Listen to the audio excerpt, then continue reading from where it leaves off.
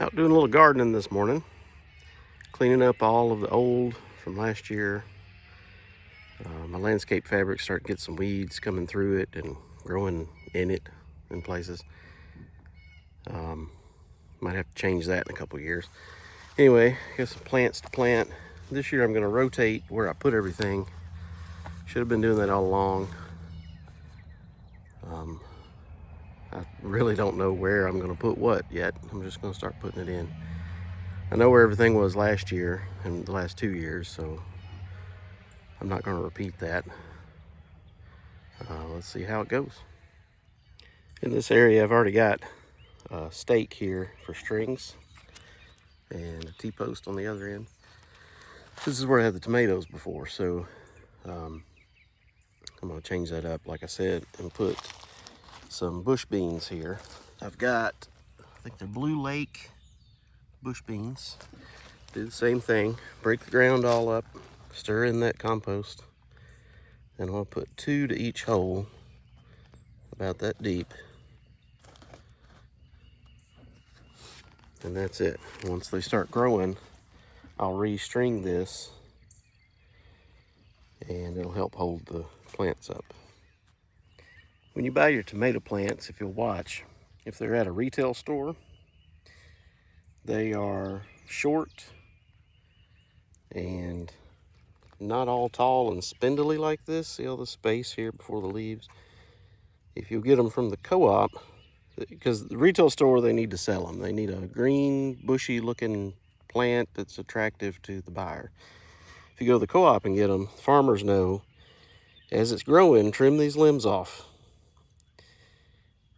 Each little fine, you kind of see them there against the cardboard, those little hairs, or whatever you call that, are trying to make roots, because tomatoes are a vine, not a plant, not a bush. We want to grow them in a bush to keep the tomatoes that they produce off of the ground so they don't rot. So look at the difference in height here. I don't have these planted as deep as you really should, but they are planted deeper than they come. It's probably going to be about that deep once I plant it in that hole. And that's just because of this landscape fabric. It's real hard to get a deeper hole than that, because you end up, the spade is only so deep and it hangs when you pull it out and gives all kinds of problems. But I do go deeper than they come in the little seed pot. When I get to the bottom of the hole, I don't want just a hard bottom. I kind of break that up, break it up along the sides a little bit, and I want some good loose dirt, at least an inch or so, maybe 2 inches, for the bottom of that plant to sit on, because they get root bound. All the roots they go to the bottom and then they go around. We want them to go down and stay where that moist soil is in the hot summer. That's just a couple tips on tomato plants.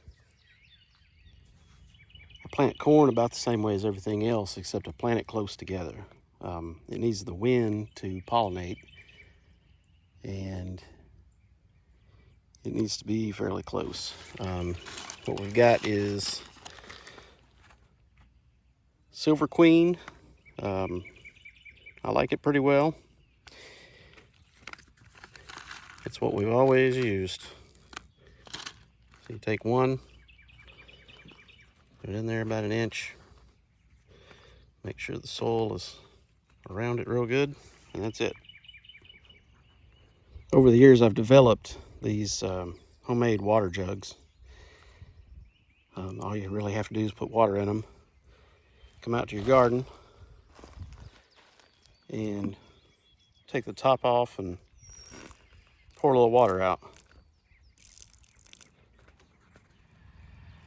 So I got all that done. I've got some bell peppers, jalapeno peppers, the bush beans down there. I believe it's 4 watermelon plants, a whole bunch of corn, tomatoes. While I'm walking over here, this is wildlife mesh is what this is called. It's tiny little plastic square fencing. Keeps the deer out pretty well. Well, it keeps the deer out all the way. I've got some chicken wire at the bottom to keep the little bunny rabbits and groundhogs and whatever from getting in there. It's at least an attempt. The wasps really like to land on this stuff for some reason. I don't know. This is Concord grapes. I'll try to get this camera over the fence so you can see. And I think I might have grapes this year. I think that's what that is. I hope it is. The plant's about 3 years old. We've never had any grapes. So I'm hoping. It's not taking up much space, so I figured I'd leave it and hope for the best. So in a while, I'll have to come out here with some stakes and some string, tie the tomatoes up. They're a little bit closer together than I like.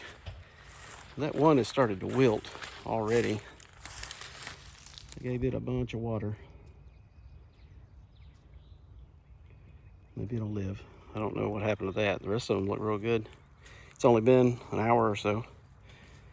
But anyway, if you like this kind of stuff, like and subscribe. Well, you'll get notified when I make more videos. And thanks for watching.